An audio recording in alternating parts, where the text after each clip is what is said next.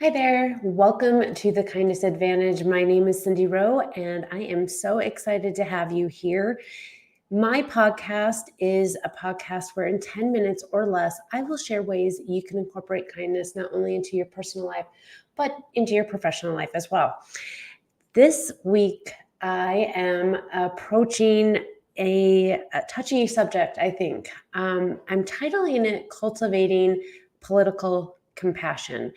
Um, if you are on social media at all, you know how heated it could get and how passionate we all are about our political beliefs. And with the election only a couple months away, it's only going to get worse.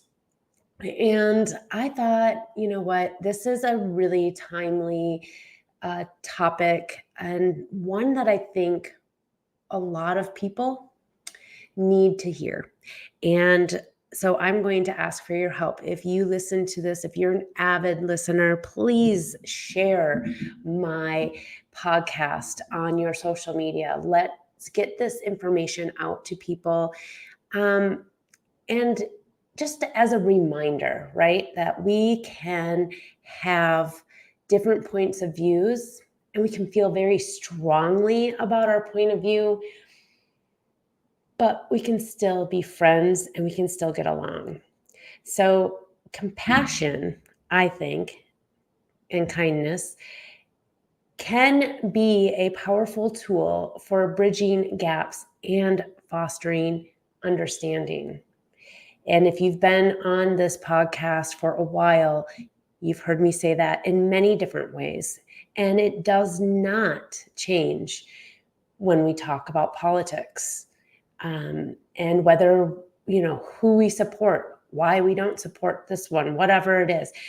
And the great thing is that's what makes America amazing, is that we can all have our own points of views. But I think it's really important, because I've heard stories of where like families and friends, like their friendships and stuff like get broken over political points of views because you cannot see past it. So I hope this episode is helpful. I outlined a few things, a few tips, I think, excuse me, that I think are helpful.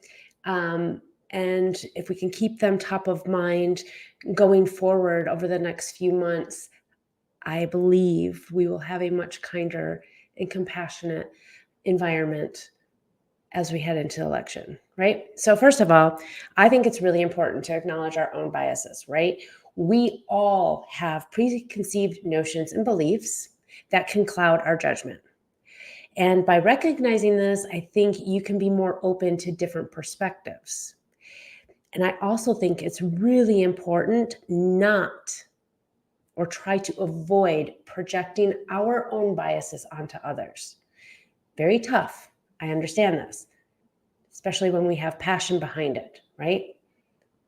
But knowing our own biases and being, having that, just the awareness, right?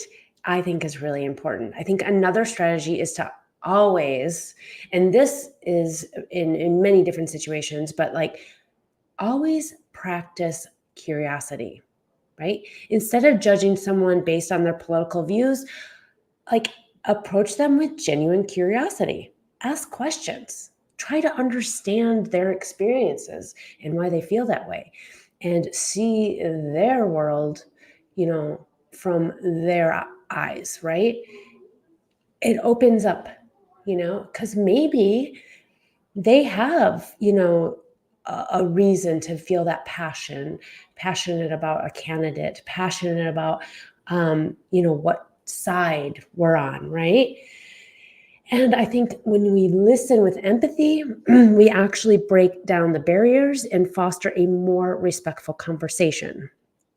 So instead of assuming that we know everything, because guess what? We do not, approaching others with curiosity can open up doors for a really meaningful conversation. And you never know. right? Maybe your point of view might open up something else in their eyes as well.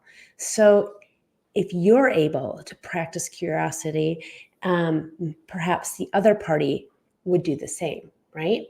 And you never know what kind of cool conversations could come out of it, right? And I also think that we should, the other tip I had is seek out other perspectives, right?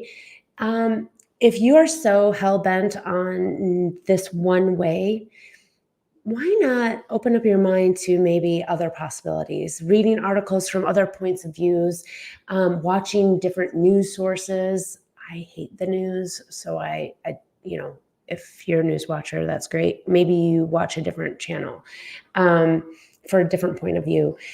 Instead of watching CNN, watch Fox News. I don't know. I don't even know what else is out there, but um, engaging in these different activities, that might hold different beliefs, might actually open up your eyes to something new and exciting and things that maybe you didn't even think about. And finally, I, I, I would be remiss if I did not include having self compassion, because when we are stressed and overwhelmed, it's really hard to be compassionate towards others. And as we get closer and closer and closer to election day, we're going to be in a state of mind where self compassion is very necessary, so that if we're nice to ourselves, then it's easier for us to be nice to others.